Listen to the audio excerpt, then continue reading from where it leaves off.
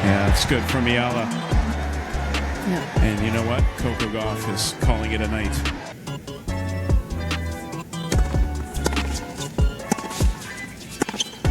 What a performance from Linden Oskova. Battle between two young, talented players. Tutok na naman ang buong mundo ng tennis dahil magsisimula na ang Miami Open 2026 at ang unang laban ni Alex ay sa March 19.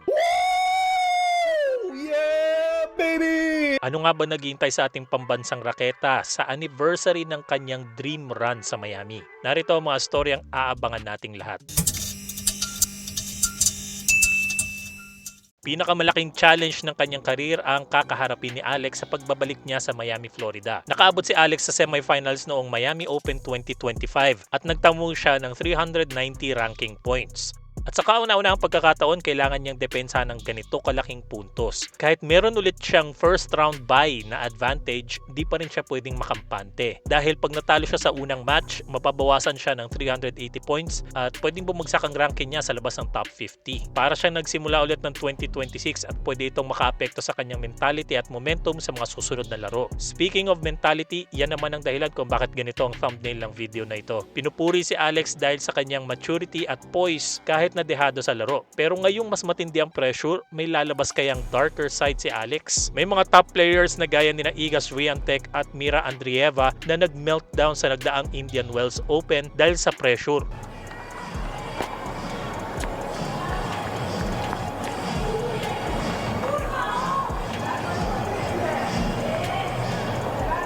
Si Swiatek sinigawan ng kanyang coaching team habang nadedehado sa laban niya kay Svitolina sa quarterfinals. Dala na rin ang kanyang frustration sa kanyang inconsistent na laro at sunod-sunod na pagkatalo sa mga top 10 players. Si Andreeva naman halatang na pressure dahil defending champion siya ng Indian Wells noong 2025. I think the pressure of the moment and the pressure of trying to defend the title that she won last year is right now just a little too much for Mira, isn't it? Nagsira ng raketa si Andreeva at sinuntok-suntok ang sarili habang sumisigaw. And the defending champion is eliminated.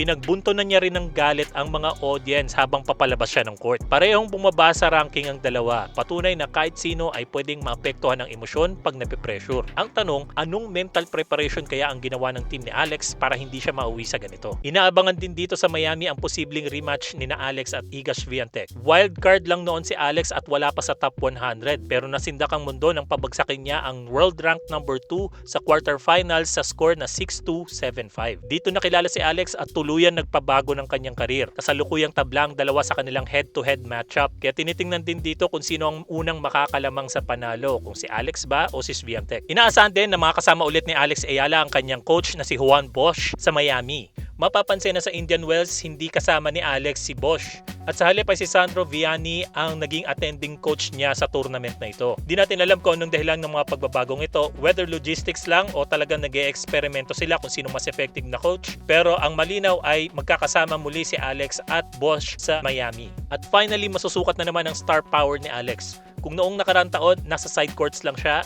ngayon ay ilalagay na siya sa center court ng Hard Rock Stadium dahil sa inaasahang dagsa ng mga Ayala fans. Siya lang at si Joao Fonseca lang ang dalawang player na wala sa top 10 na binibigyan ng ganitong priority sa scheduling. According sa mga analyst, malabo daw na maulit-ulit ang milagro ng Miami 2025 para kay Alex dahil sa hirap ng mga matchup na matatapat sa kanya sa kanyang bracket. Kaya naman pinakakailangan niya ngayon ang todo suporta ng mga kababayan natin dyan sa Miami.